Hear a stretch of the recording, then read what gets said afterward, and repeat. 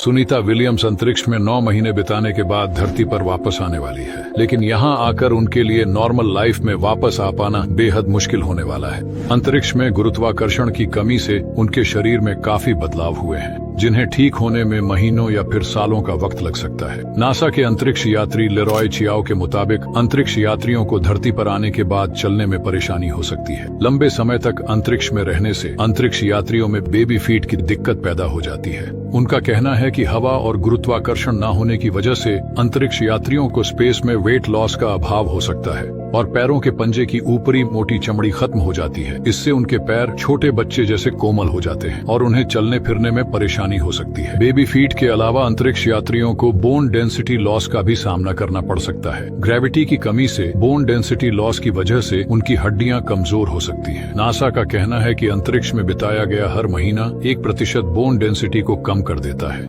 क्या आपको पता है, इंटरनेशनल स्पेस स्टेशन के अंदर बैठे लोग सिर्फ एक दिन में 16 बार सूर्य को निकलते और ढलते हुए देखते हैं। ऐसा इसलिए होता है क्योंकि ISS 27,000 किलोमीटर प्रति घंटे की स्पीड से पृथ्वी का चक्कर लगाता है और सिर्फ 90 मिनट में दुनिया का एक चक्कर लगा देता है। इस हिसाब से एक दिन में पृथ्वी के 16 बार चक्कर और 16 ही सनराइजर्स और सनसेट्स। हैरानी की बात यह है कि जब इस पर डायरेक्ट सनलाइट पड़ती है तो तापमान लगभग 121 डिग्री सेल्सियस तक पहुंच जाता है, और जब यह पृथ्वी के पीछे छुप जाता है और सनलाइट इस पर नहीं पड़ती, तब इसका तापमान -157 डिग्री सेल्सियस तक पहुंच जाता है और यह ठंडा गर्म हर 90 मिनट में ISS पर होता रहता है। ISS पृथ्वी की सतह से लगभग 400 किलोमीटर ऊपर है।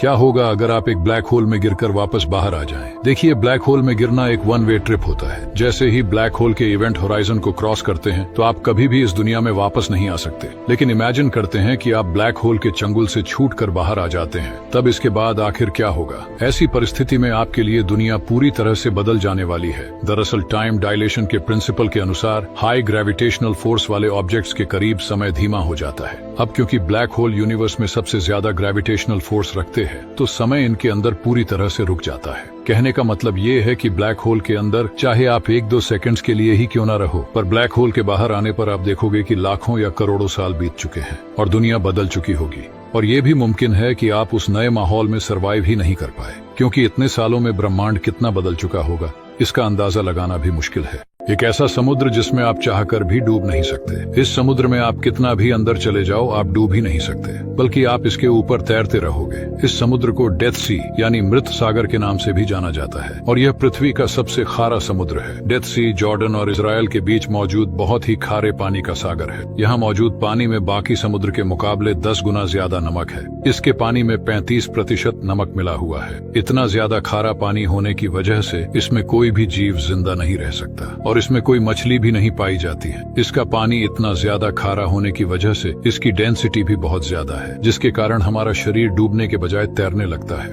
अब जो दुनिया देखते हैं वो एक झूठ हो सकती है। हम गूगल मैप्स पर दुनिया के हर कोने को देख सकते हैं, यहाँ तक कि समुद्र की गहराइयों को भी। लेकिन क्या आपने कभी सोचा है समुद्र तल के ये नक्शे सच में असली हैं भी? क्योंकि ना तो लाइट वहाँ तक पहुँचती है, ना ही इंसान और ना ही सैटेलाइट के सिग्नल। तो फिर गूगल को कैसे पता चला कि समुद्र के नीचे क्या है? असल में गूगल मैप्स की सैटेलाइट असली समुद्री तल नहीं दिखाती। ये केवल समुद्र की सतह पर गुरुत्वाकर्षण के छोटे बदलावों को मापकर एक अनुमानित नक्शा बनाता है। जहाँ पानी ऊंचा होता है उसके नीचे कोई पहाड़ होता है और जहां सतह झुकी होती है वहां खाई या ट्रेंच होती है। और इसी तरह ये गूगल मैप्स ओशन फ्लोर के मैप्स शो करते हैं। और हैरानी की बात यह है कि हमारे पास मार्स के ओशंस के नक्शे पृथ्वी से ज्यादा साफ है। अब जरा सोचिए, अगर हमने अब तक पृथ्वी के सिर्फ 25% महासागर को ही मैप किया है, तो बाकी 75% में क्या छिपा हो सकता है? सोचकर ही रोंगटे खड़े हो जाते हैं।